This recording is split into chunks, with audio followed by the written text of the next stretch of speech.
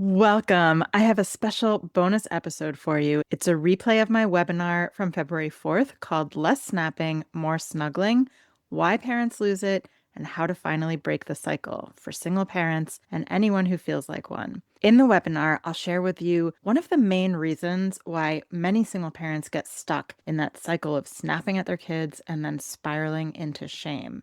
Plus, I'll share 3 key ingredients for finally breaking the cycle. I also opened enrollment for my 12-week small group program called the Regulation Reset. This is for single parents or anyone who feels like one who really wants to dive deeper so that you can feel less reactive with your kids and more capable of handling the hard stuff without losing it. Enrollment ends on February 14th. I'll put the links in the show notes. If you're listening to this after February 14th, 2026, click the link anyway, and I'll make sure that it points you to another great program or offering. And if you're interested in the program, but you're not sure that it's the right fit for you, please reach out to me. I've opened up more spots on my calendar so I can meet you on Zoom and help you decide if this is the right program. I promise to be honest. Or you can always reach out to me by email, and I'll put that in the show notes as well. All right, I hope you enjoy. All right, so I have a lot of juicy stuff to cover, and I know your time is super, super precious, so I am going to dive right in. I'm Dr. Gila, rhymes with tequila, and I'm so excited you're here. We are talking emotion regulation today, how to stop being reactive and start feeling a little more capable and able to respond without losing it. So this is a big topic and a super foundational one. This is like the key, the first step, the foundation of being able to support yourself in the tough parenting stuff and also to support your kiddos. So I'm so glad you're here. I'm going to start the slides in just a minute. As I'm getting them started, I would love to hear from anyone who's here live. And also, I am told that you can participate in the chat if you're watching the replay as well. So whenever you're watching, I'd love to hear in the chat, what are some situations that sort of bring up that losing it, snapping kind of behavior in you with your kids? And what does that look like? Do you yell? Do you make threats? Is there something else that goes on when that happens? So pop that in the chat. I'm going to get the slides up here. Let's see. All right, you should be able to see the slides now. Let me know if someone can let me know if they can, that would be amazing. And here we go. So, I know that in most webinars, they tell you to put all the distractions away, make sure you're super focused. I know that realistically, that's not always possible. We have kids, we have other things going on, and that's okay. I also know that for a lot of people, that's not the way that you can focus best. For me, I can actually process things like a webinar much better if I'm knitting or folding laundry or something like that. So here's my invitation to you for this webinar. You do what you need to do to be as present as you can, recognizing that it might not be perfect. And I also want to invite you, as we get started, to take a moment. We're going to take a moment, maybe put your hand on your chest and take a nice slow breath and arrive. And my invitation to you is to whisper to yourself, I deserve this. So I'll give you one quick moment to take that breath.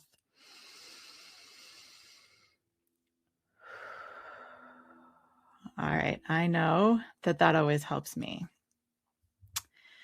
Okay, so let's make sure you're here, you're in the right place, you're someone who's gonna get something out of this. So this training is for you if you feel like you're parenting on an island. You don't have a backup, you have no margin for error, there's no room to breathe, and maybe you feel like there's no one in your life who really gets it.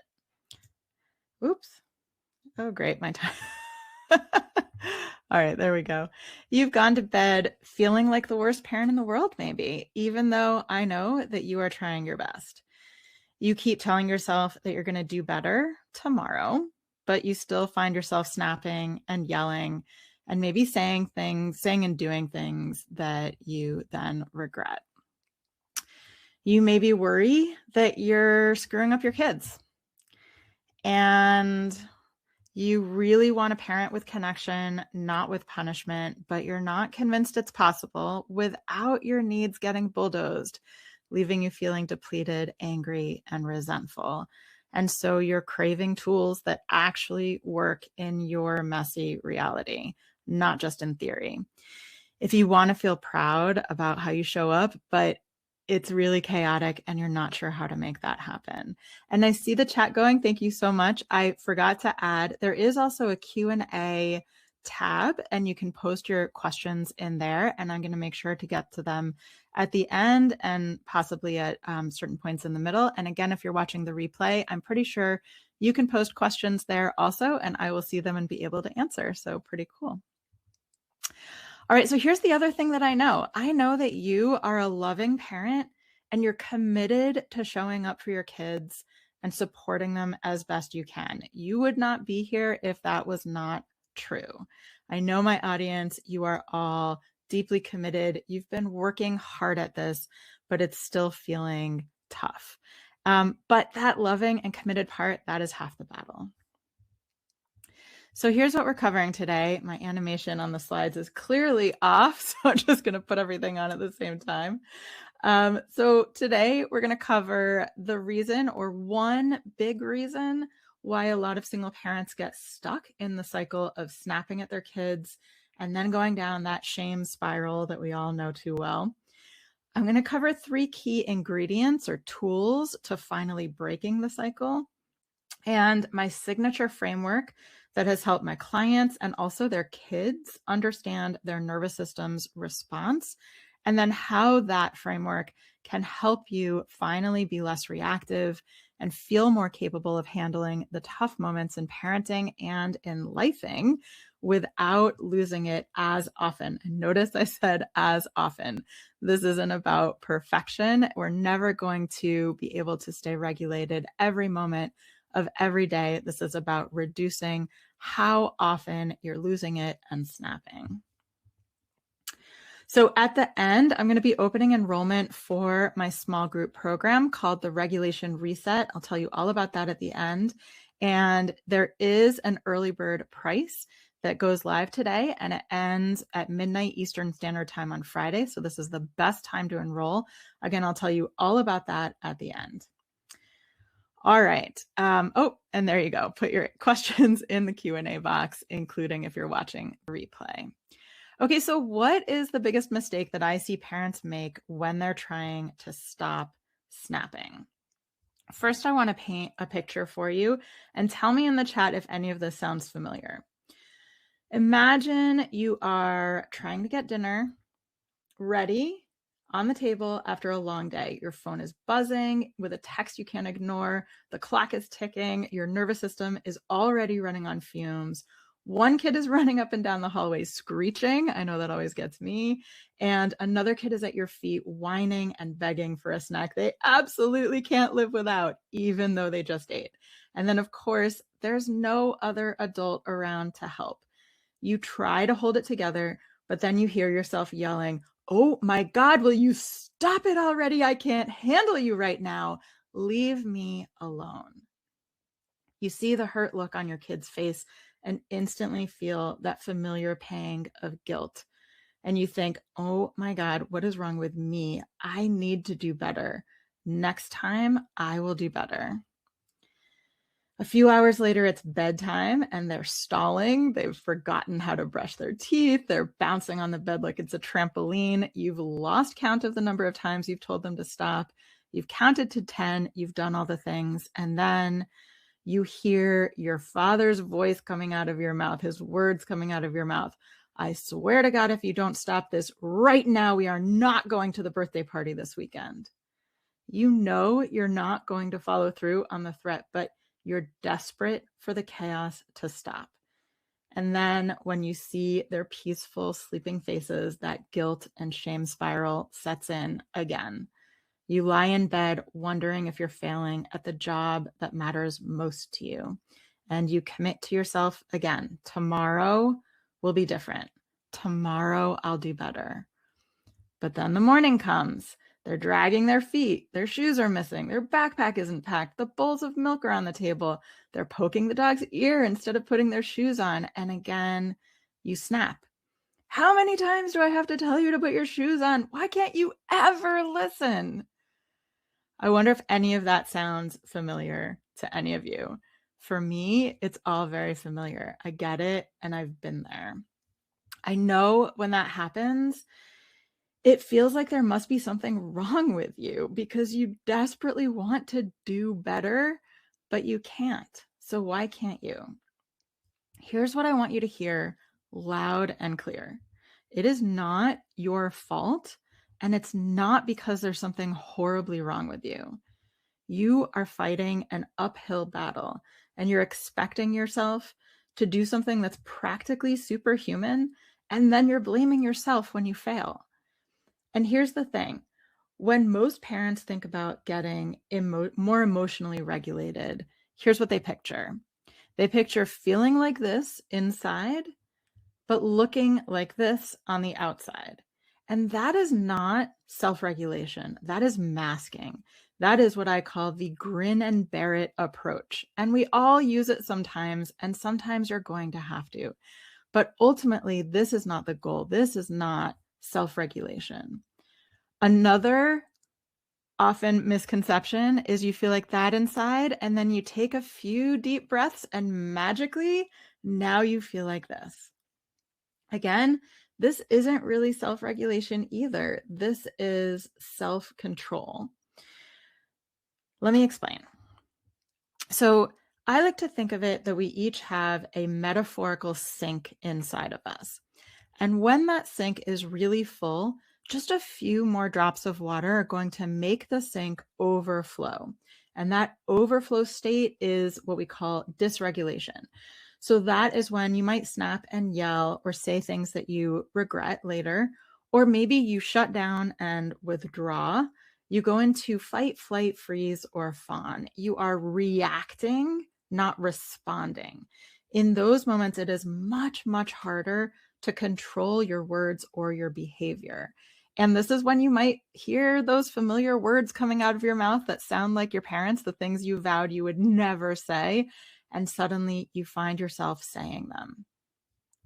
When your sink is emptier, the same drops of water that made it overflow in that first scenario, you have room for it and you have room for more. So self-regulation is everything that we do to keep our sinks from getting into that full or overflowing state. Self-control is what you need when your sink is really full or overflowing in order to not act in a way that you will later regret. So the better you are at self-regulation, the less you have to rely on self-control. In other words, when you can keep your sink from getting full in the first place, you don't have to grin and bear it. You don't have to pretend you're calm or put on a happy face. You can still feel frustrated and angry and impatient and sad and all the other prickly feelings and respond with curiosity and compassion and connection instead of reacting with criticism and contempt. You can still think clearly and problem solve and figure out how you want to move forward without leaving a huge puddle on the floor, so to speak. And that has ripple effects for your kids, because one of the things that can fill your sink really quickly is somebody else's sink overflowing into it. And that's what happens when our kids have a tantrum or a meltdown or a really hard time of some kind. Their sink overflows into ours.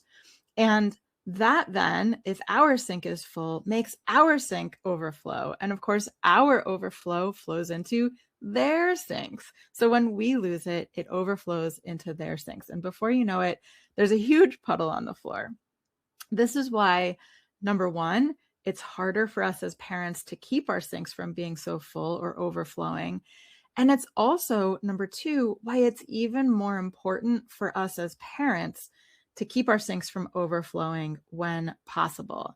And of course, it becomes even more important when you are the only adult around, the only adult nervous system for your kids to lean on.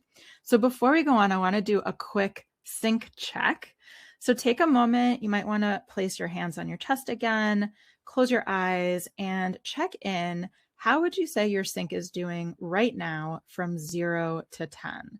And put it in the chat if you're comfortable.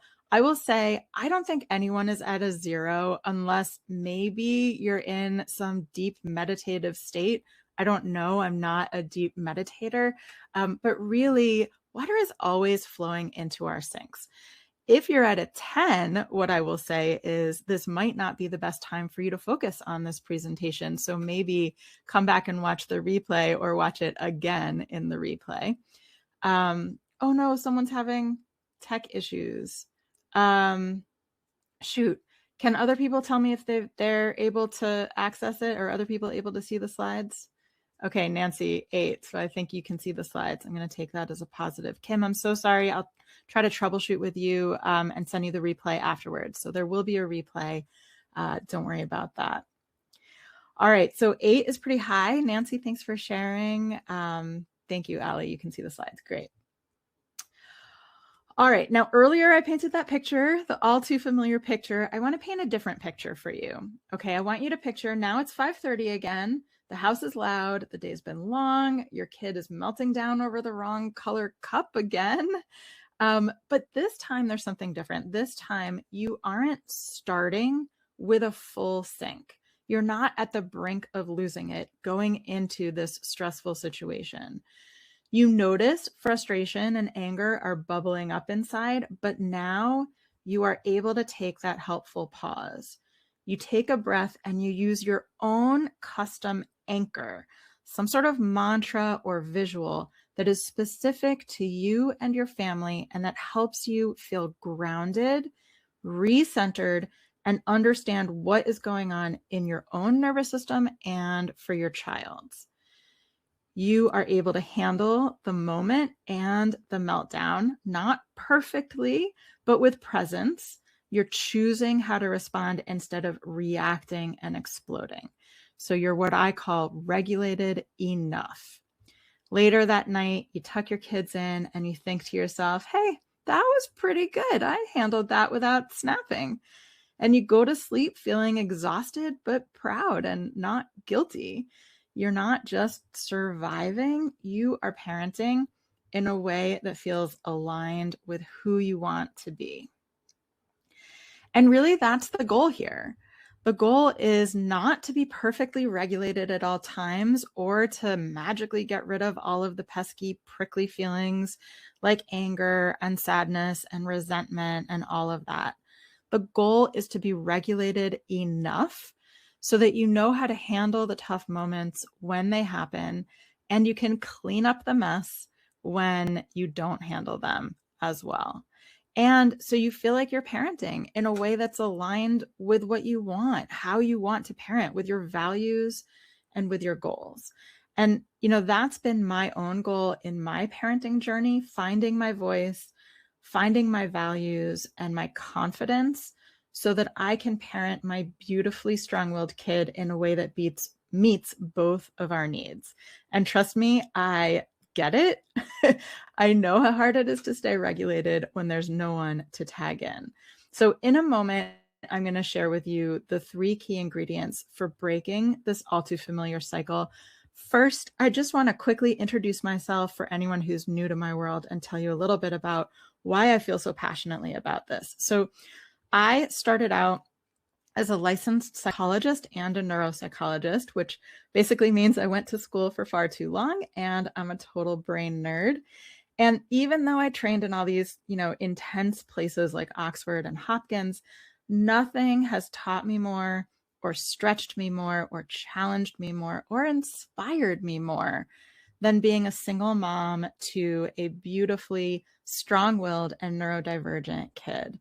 So I took a deep dive into figuring out how to best support him the way that he needs and deserves, and in a way that's aligned with my values.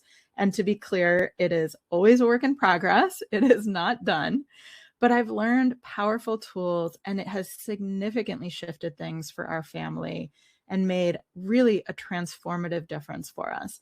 And in that process, I became really passionate about helping other parents as a certified parenting coach. And increasingly, I've become more and more passionate about creating spaces and resources that center the single parent experience specifically. I recently launched my podcast called Single Parenting with Connection, Not Perfection.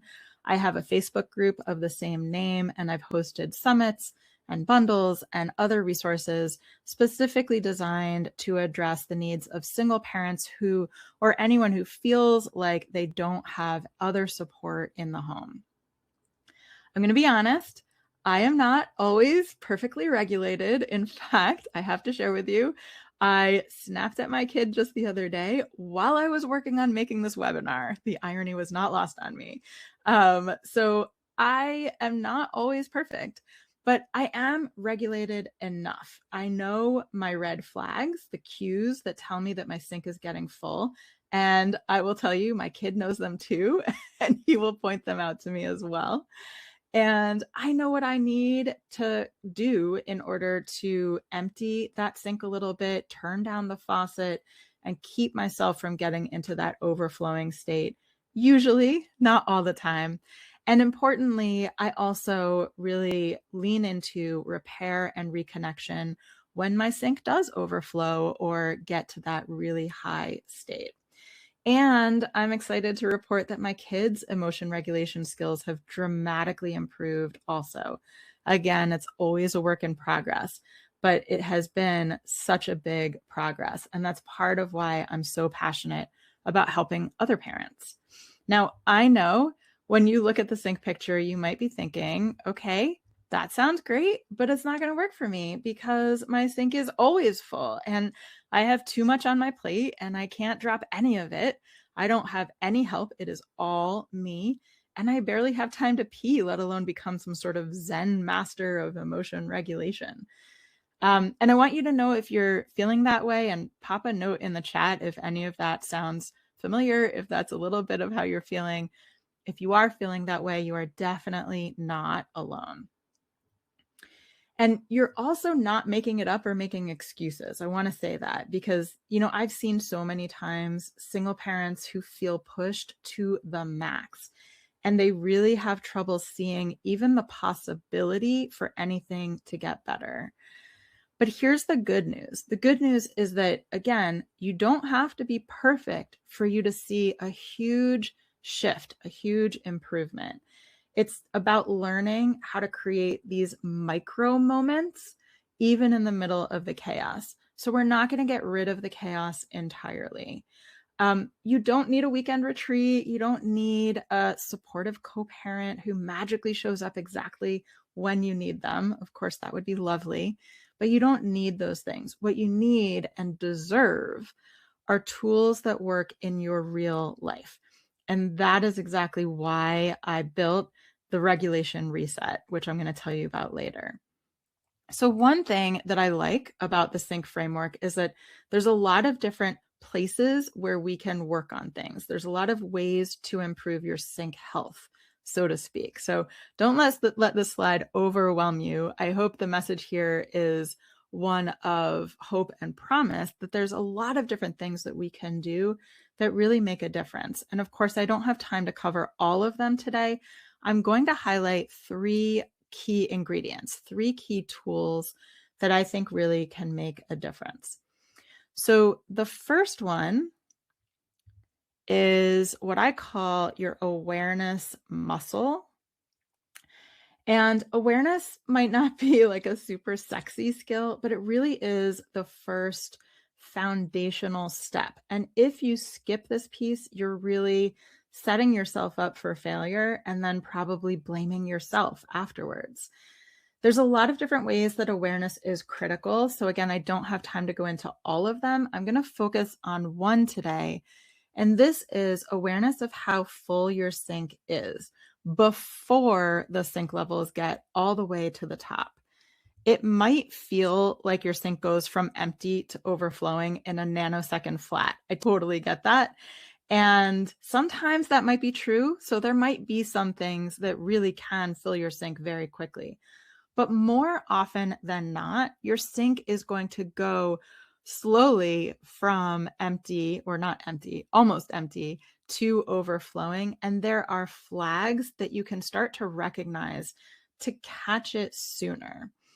So, being aware of what those flags are and then knowing what to do when you notice them is really a big piece of the work. So for me, I can tell you one of my flags that my sink is getting really full is when I go into threat mode or I find myself wanting or about to make threat statements. If you don't do X, then Y, right? Now, there are some if then statements that aren't threats, depending on how they're delivered. But when you're saying it out of this sort of anger, and really what it is this need to sort of grab onto control, to regain control. And that is that flag for me that my sink is really quite full. Another example of this is my client, Sarah. If you listened to this week's podcast, you heard Sarah's story. Sarah went through a really nasty, high conflict divorce and custody battle. And she reached out to me for support after she was going through that because she was really struggling with her own self-regulation, her ability to really not lose it and snap with her kids. And she was really struggling because her youngest, she has two boys, and her youngest especially was having some really challenging behaviors, some big meltdowns, and all of that. And we really worked on it. And what came through to me, what stood out to me when I interviewed her for the podcast was this sentiment. So she said, I felt frustrated, hopeless, and in despair. I was living in a constant fight or flight, walking on eggshells, and feeling like I couldn't show up for my kids because I was so dysregulated myself. I knew what needed to happen. So I'll tell you, Sarah is actually a therapist, and she's a child therapist at that. So she works with kids and she works with parents. So she knew what needed to happen, but she was still struggling to make it happen. And she said, even just the awareness, learning to notice what's happening for me and catch it sooner has been a life changer. I now feel empowered and confident, and my relationship with my strong-willed child has truly been transformed. And that is just music to my ears. It's amazing how powerful it is when we parents can do our piece of the work to support our kids. And I will say we also worked not just on her own regulation, but also on what was going on with her kids. Okay, so that was number one, the awareness muscle. Number two is having a healthy drain. Now, if you're like me, after you take a shower or maybe use the sink in the bathroom, there's clumps of hair that end up in the sink. And you know that whatever you do, no amount of deep breathing, if you have a big clump of hair in your sink, or if the drain is closed, if it is accidentally closed, if you picture like your kid left the sink closed, you can do all the deep breathing in the world. Your sink is still going to fill up really fast and it's going to stay full all the time. So you need some strategies that keep the drain open and that clear any clogs when they arise. In other words, you need systems and practices that work in your life, in your real life, that keep your system healthy so that when water comes in, which it definitely will come in, it has some place to go. So this is one part of self-care, but it's not necessarily the big things that you normally think of as self-care, like maybe massages, bubble baths, girls' night out. Those are lovely, but they're more like taking a bucket and emptying out some of the water from the sink. So what I'm talking about with the drain is really more about smaller day-to-day, moment-to-moment things that we do that set us up for success. So here's a quick example, and this one actually is about what I would say was a clump of hair in the sink. This comes from my client, Lauren, who is a single mom by choice with two kids. And she came to session one day and told me about what she felt was like one of the worst days of her parenting life. She was exhausted in the morning, and her 8-year-old in particular desperately wanted her attention. He kept poking and asking for her attention. And the more desperately she needed space and rest, the more desperately he needed her attention and connection. And I know I can definitely relate to that dynamic. Let me know in the chat if you can. I think it's pretty universal. So she kept putting him off, trying to deal with it, and ultimately she lost it. She yelled, she threatened, she said things that she vowed she'd never say. And then she got that familiar wave of guilt. And she ended up totally shutting down and withdrawing, and ultimately telling the kids to watch a movie while she retreated into her room, feeling guilty and ashamed. And she finally took a nap and felt better. So in this case, I would say tiredness was that clump of hair. It was clogging up her drain. And when I asked her what would have happened if you let the kids watch a movie at the beginning before all the other stuff happened, would they have done that? And she said, yeah, probably. So what keeps us from doing that? There's all kinds of things, external messaging, internal beliefs and judgments. We don't want to use TV as a babysitter, and I get that. And if this is a recurring pattern, we definitely want to look at that in a more big picture way. But in that moment, giving yourself permission to clear the drain, to clear that clump of hair, is ultimately going to help not just you, but also your kids. So that's one of the things that we worked on, was giving herself permission to take care of her own drain, her own sink, and finding ways to keep it from getting clogged in the first place.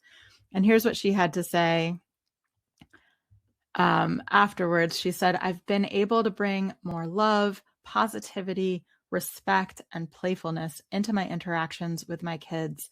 And I've been able to weather and bounce back from the less ideal interactions without feeling as demoralized. And that's half the battle, right? That's part of it. So the third piece that I want to talk about is not a part of the sink itself. This is the container that the sink exists in, the setting, as it were. And there's two pieces to this that I think are really important. One is a community of other parents who get it.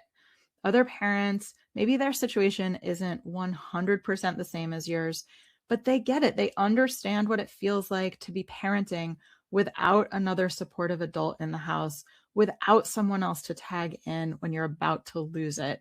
And they know what it feels like to try so hard to stop snapping, but you keep finding yourself reacting in the same way that you don't want to react. The other piece is personalized support for your family, because generic advice only goes so far. Most of my clients are single parents and have kids who are neurodivergent in some way. And when your family looks different than most families, or when your kid doesn't fit that typical mold, it makes sense that the generic cookie cutter advice, the traditional parenting advice, not only does it not work, sometimes it often makes it worse. One of my taglines is, even if you're on your own, you don't have to do it alone. And I have seen over and over in my programs, in my community, I've seen how when single parents get in a room with each other, there is such a sigh of relief of knowing that you're in a space where other people understand and where you can be authentic and not feel like you're the outsider and you're different than everyone else. I think there's really three things that are so powerful about this.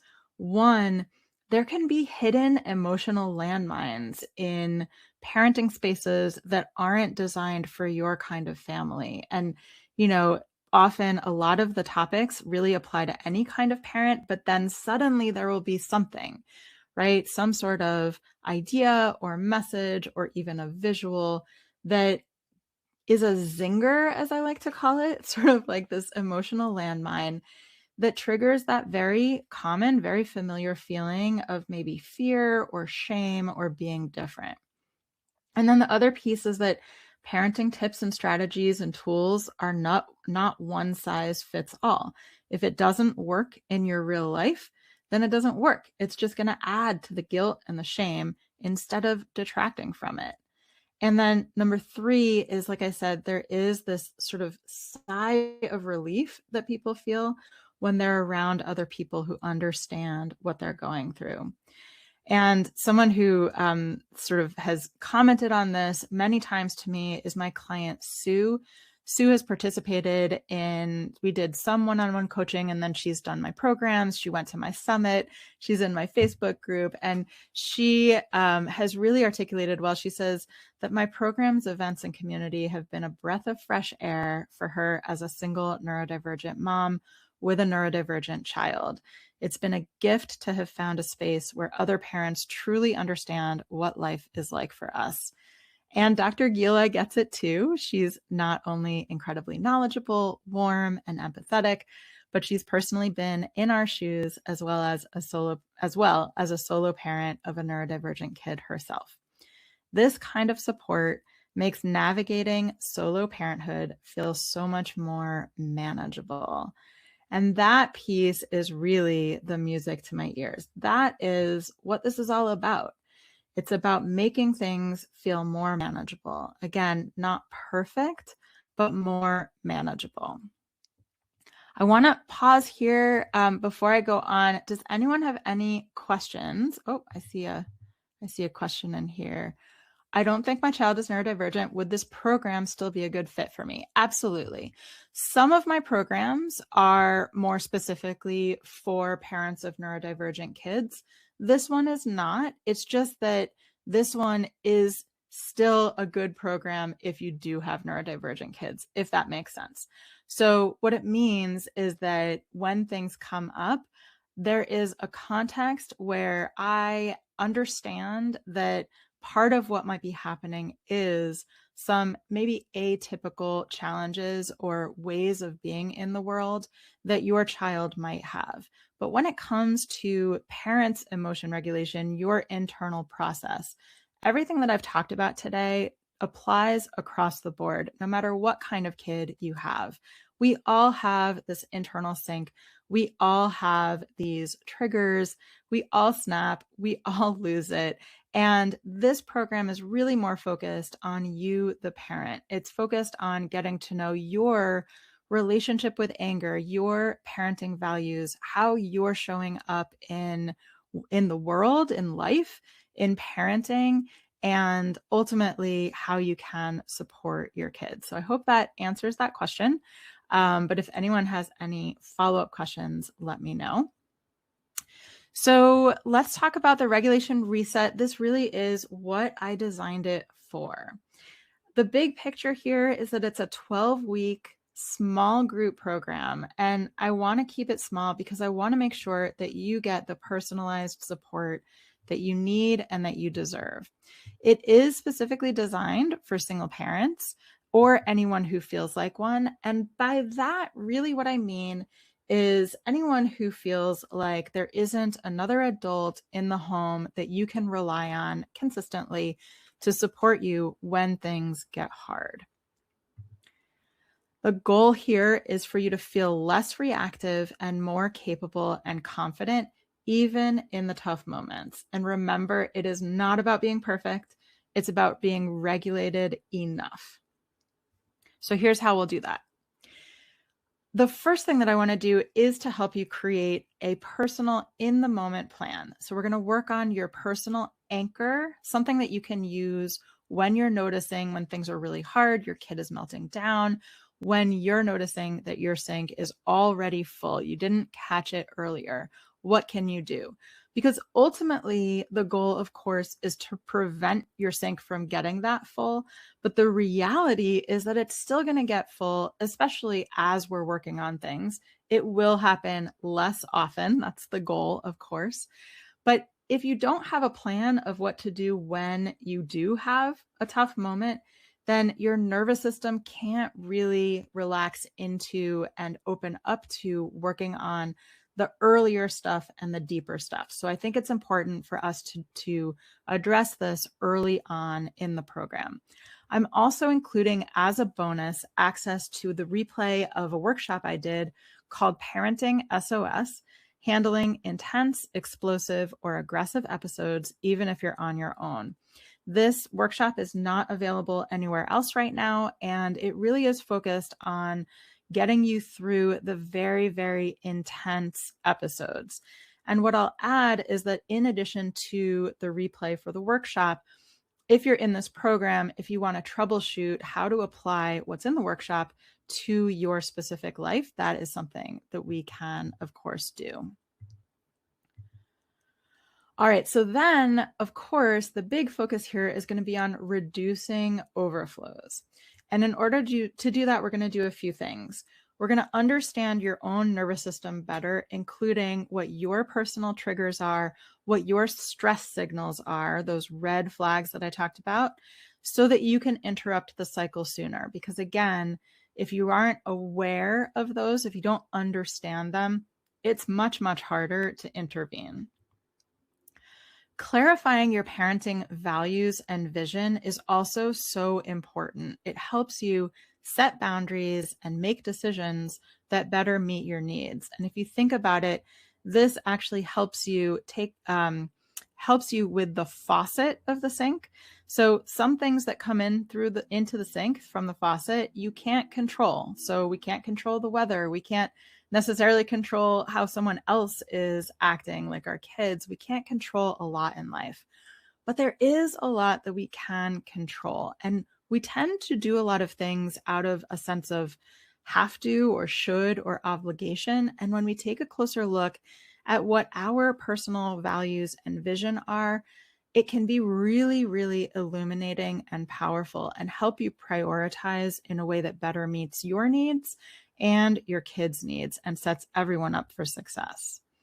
And we're going to discover how to turn down that faucet, like I said, to find the pieces that you do have some sense of control so that there is less stress coming into the system, and that can set you up for success and help you from feeling like you're fighting that uphill battle. And we're going to build a custom toolkit of strategies to use when your water levels rise, so you can keep yourself from getting to the breaking point. When you notice your sink levels starting to get higher, what can you do? And you personally, not your neighbor or your Aunt Sally, what works for you to get those water levels a little lower and to keep them from getting all the way to the top of the sink? And then we're going to talk about the drain, because the drain is really how we're going to weave self-care into your busy life. And again, I'm not talking about bubble baths and massages, although by all means, if you can afford them, both in terms of time and finances, please enjoy.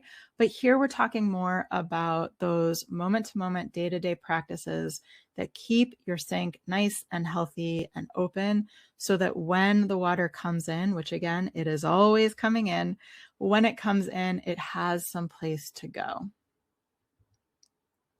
And all of that is with a coach, that's me, and a village who get it. And again, I really believe, so one question I get is, should I do this or should I do private coaching, one-on-one coaching with you? And there's a few pieces to that, a few answers to that, a few reasons why I would say this is a really fabulous place to start.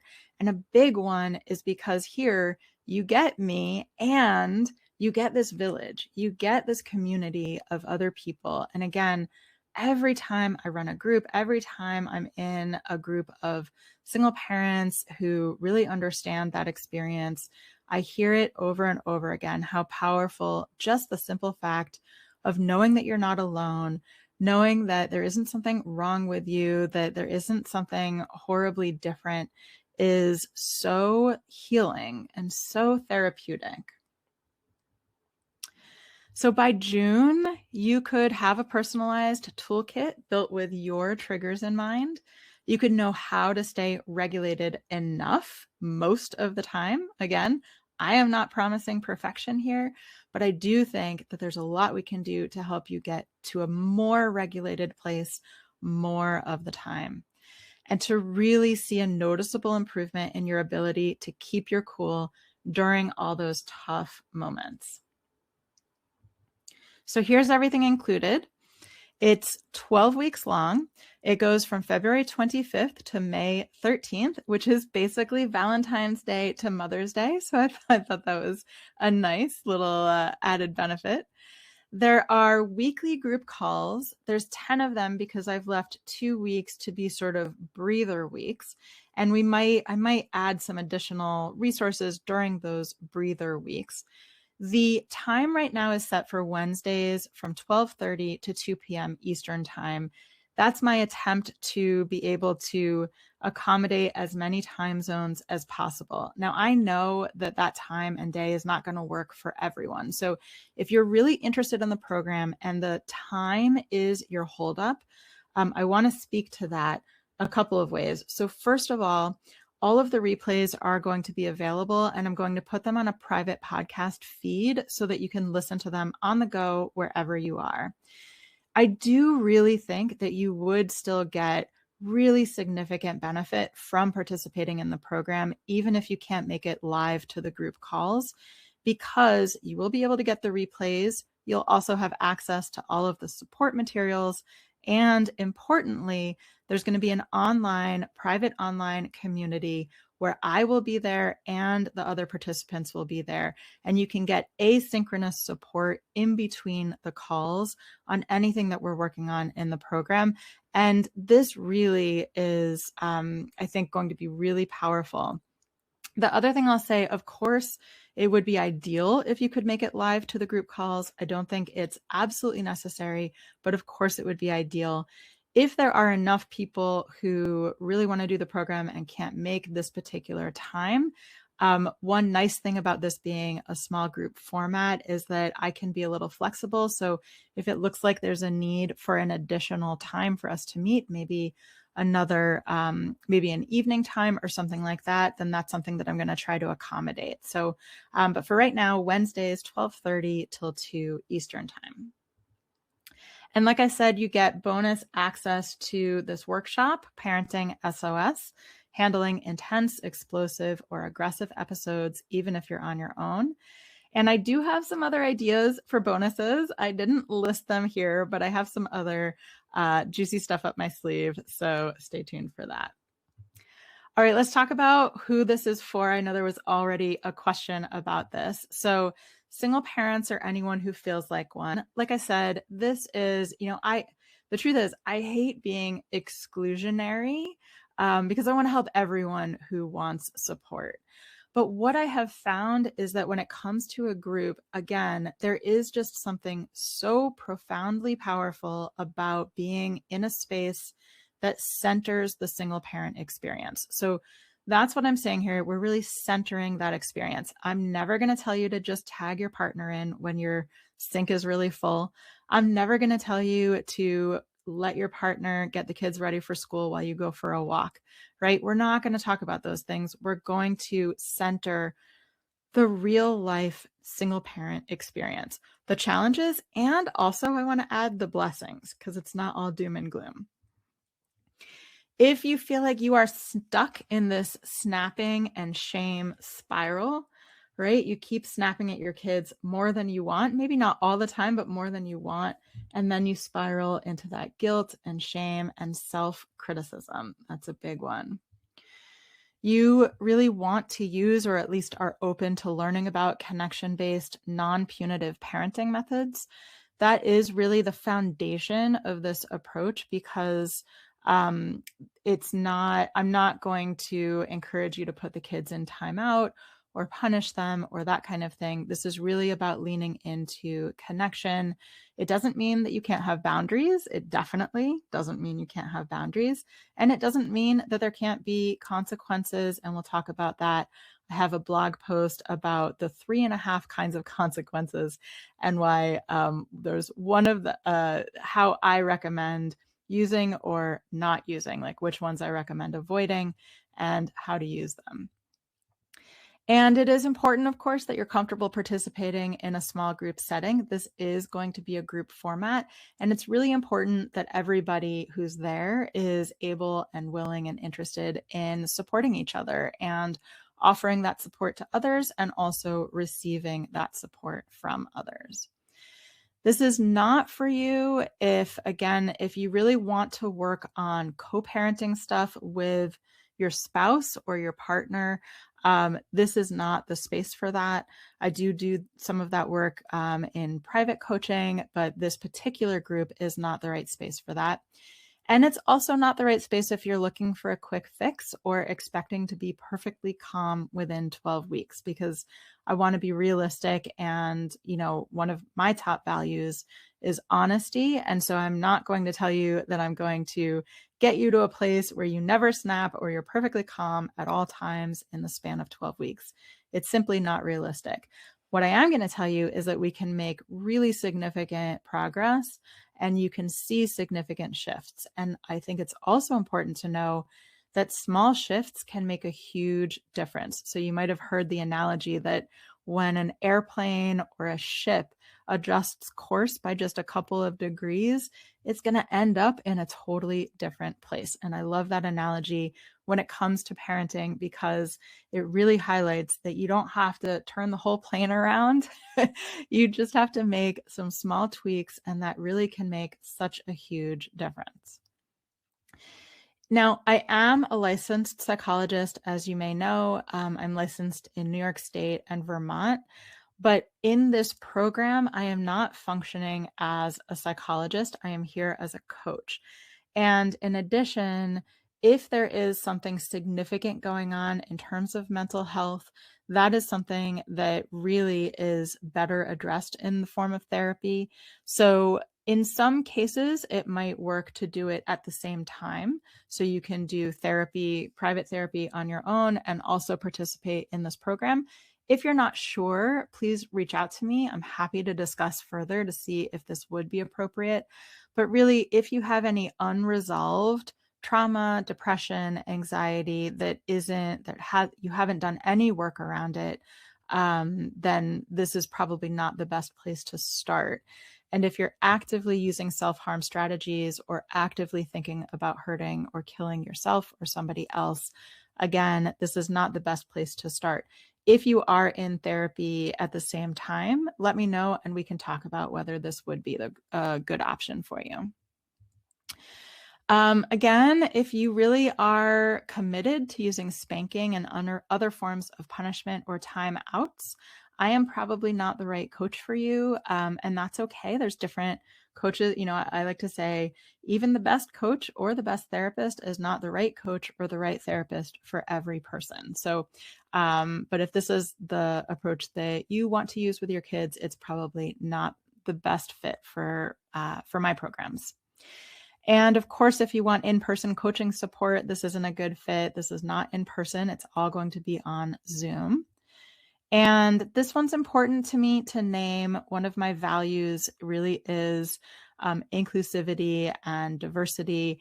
If you have strong feelings and are uncomfortable with people based on any sort of identifying factor like race, gender, sexual orientation, religion, ethnicity, body shape or size, physical or mental ability, then this is not the right space for you. It's very important to me that we create, possibly the most important thing to me is that this is a supportive space. I don't promise that it's a safe space. I find that that is a hard thing to promise because safety is subjective and is a personal experience. I can't guarantee that. What I can guarantee is that I will do my best to set it up to be as safe as possible, and that I will help you process if you are ever feeling unsafe in any way.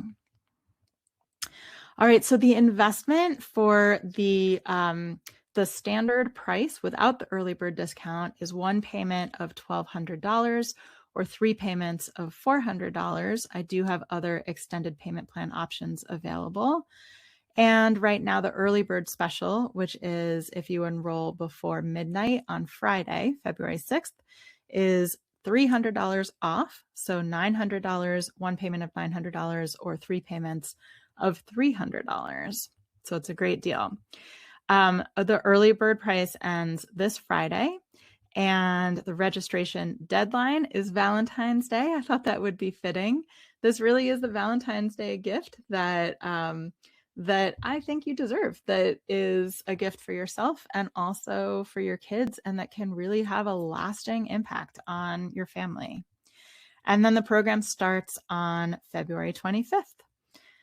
All right. This is the link to get more information. I am also, oh, whoops. Hold on. Let me see. I'm trying. Okay, here we go. I'm putting it in the chat, I think. Tell me someone if that showed up. So you should have a link there to go to a page to get more information. And I am more than happy to answer any questions now, either about the program or about anything that I covered in the call today. So let me stop sharing for a minute and answer any questions. All right. How's everyone doing? Was that helpful? Did any of it resonate? Does it, by the way, I just need to say, I hate fake backgrounds. I never use them, but I'm having mega tech issues and I am not currently in my own office. So I am using a fake background. But I apologize. It looks like it's kind of having weird fading in and out issues. So I apologize about that. So any thoughts? Did any of what I talked about today resonate, sound familiar? Any questions? And I'm also going to add, I am going to have an open house Q&A in case anyone has additional questions next week at this time as well. I'll send an email about that. And I can't believe I forgot to say this, but also if you have any questions, if you're not sure if the program is right for you, you can, two things. One, you can always email me and I respond to every email personally. And I also have opened up some spots on my calendar for calls. I've opened up additional spots. I always have some spots, but I've opened additional spots for calls so that if anyone wants to talk about it, I set aside a full hour so we can really dive into your family, your situation, and I can really give you an honest opinion. And I promise to be honest about whether this is a good fit for you. This program is a good fit for you. So I'm happy to do that. I will be sending an email out with the replay and all of this information, and I will include a link to my calendar to grab one of those spots. I do have a limited number of spots, so grab them soon if you are interested. And of course, the early bird discount ends on Friday. So if you are interested, I highly recommend joining before then. All right. Oh, thank you, Anna. And I'm looking through the chat here. Let's see. Let me see if there were any. Oh, my 5-year-old has taken to making threats, and I wonder if it's a signal that her sink is getting full. Yes, absolutely. I think threats make sense, right? When we think about it, when you are making a threat, it is because you are grasping for control, right?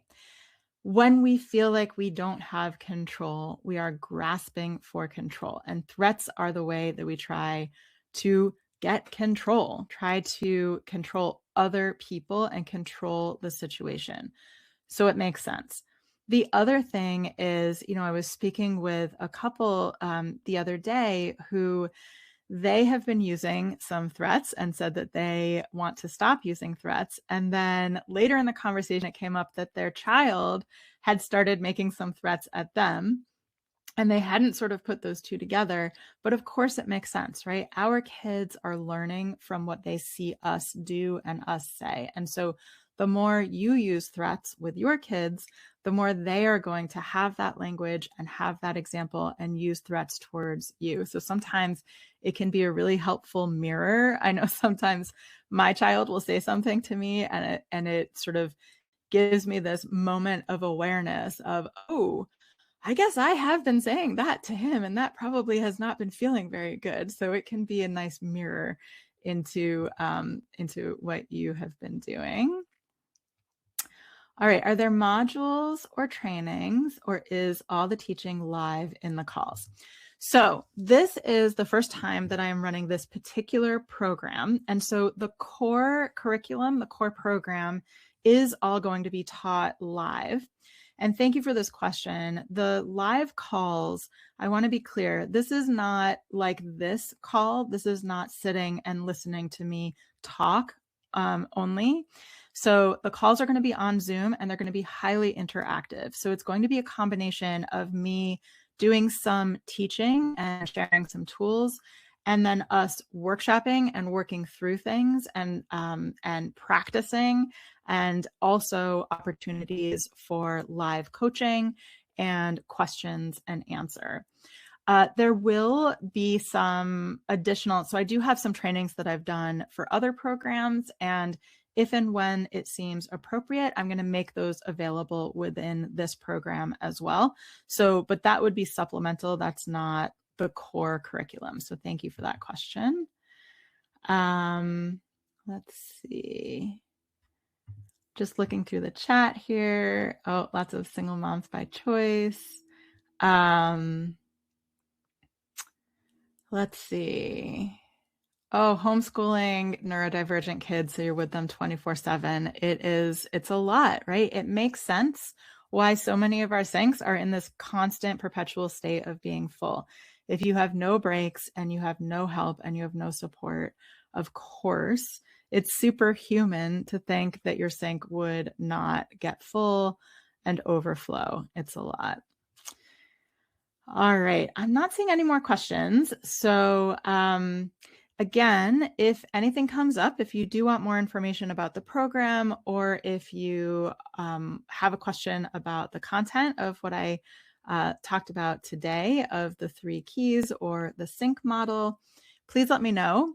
My email is you're going to get an email from me.